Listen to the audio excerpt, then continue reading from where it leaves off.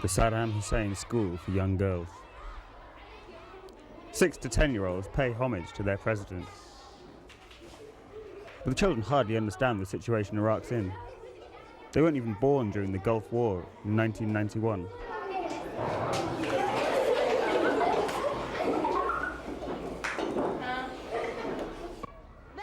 We are prepared for the fight. Saddam Hussein gives us the strength to fight our enemies.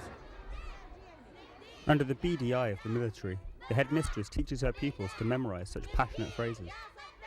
In front of our journalists' cameras, a unified chorus promises, "Saddam, we sacrifice our blood."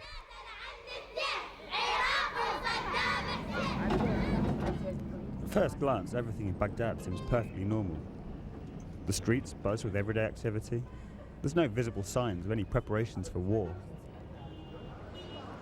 Everywhere, larger-than-life mosaic pictures of the president smile down benevolently. As always, however, the hated American enemy is trampled disdainfully underfoot. The Americans are targeting Iraq for a new wide military aggression again. The whole issue is, from the very beginning till now, is oil. America wants to dictate the policies, political policies, economic policies, military policies of the whole region according to its imperialist interest, not to its legitimate interest. Until the Gulf War, Iraq was one of the biggest oil providers in the Middle East. Since then, UN trade sanctions have limited Iraq to selling just 1/3 of its oil, exclusively for humanitarian reasons. At the Arab summit held in Beirut earlier this year, the Iraqi representative surprised everyone by sharing kisses with previously staunch enemies Kuwait and Saudi Arabia.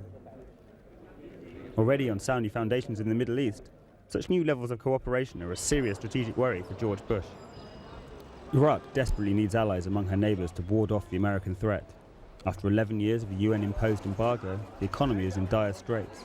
Food supplies are vital since money is worth nothing. From ballpoint pens to computers, many basic necessities are once again on the embargo list. Even steel is sanctioned. Every last screw is used again and again. Because of the complicated UN import regulations, medics are in short supply. The cost of treatment on the black market is crippling the country's poor. No, there's not enough. It's so little, so we buy it commercially, and it will be so expensive for the citizen. But we don't have any choice. The Saddam Hussein Children's Hospital in Baghdad. Even here there's no money for medicine.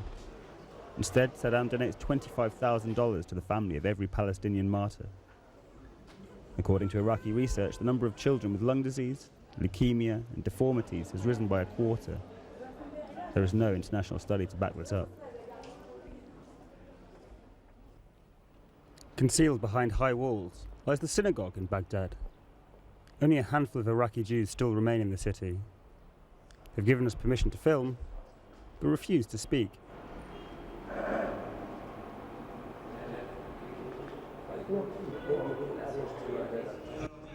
This shop owner in Bazaar thinks he is well off, but he knows that without Saddam he would be even better off. But walls have ears, and his lips are sealed. Welcome in Iraq.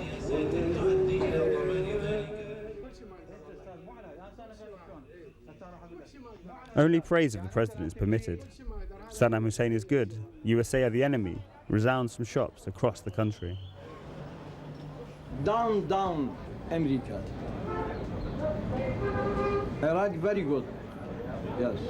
Saddam very good. Saddam very good. No America, no بريطانيا. خلي ولي. بلد هذا Saddam. The Amaria bunker in Baghdad. In here, in 1991, 410 civilians were killed in an American missile attack. For 6 years, Russia Francais has taken visitors to the shelter. There are 4 brothers. All of it killed here inside the shelter.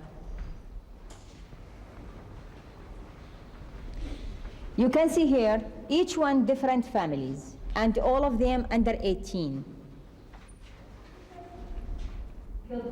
We're not allowed to film the second story of the bunker. According to US intelligence, the site of an old military headquarters. In this bunker, the Iraqis were accused of using civilians as human shields. At the Organisation for Friendship, Peace and Solidarity, a dim view is taken of production of weapons of mass destruction. Awaiting us is the former Iraqi ambassador to Germany and to France. They know, the Americans, they know very well, and every foreign ministry office in Europe, in the world, they know that Iraq is no longer capable, Iraq is no longer willing to produce any kind of mass destruction weapon. The USA and their allies see the situation somewhat differently. They fear the deployment of these weapons against Israel and against the entire Western world. We can defend Iraq. You see, we cannot prevent the United States from attacking Iraq. If they want to attack Iraq, they can do it. And nobody can prevent them from doing that. But one thing for sure, we know that we can defend Iraq. We can prevent the United States from achieving its objectives in Iraq. This we can do. Secretly filmed footage from southern Iraq leaves a distinct impression of a heightened war readiness. Car searches and roadblocks in Basra near the Kuwaiti border have intensified. But just over the border, there are only 7,000 American and British troops on standby. For the moment, it seems, the American threat is just theoretical. But for how long?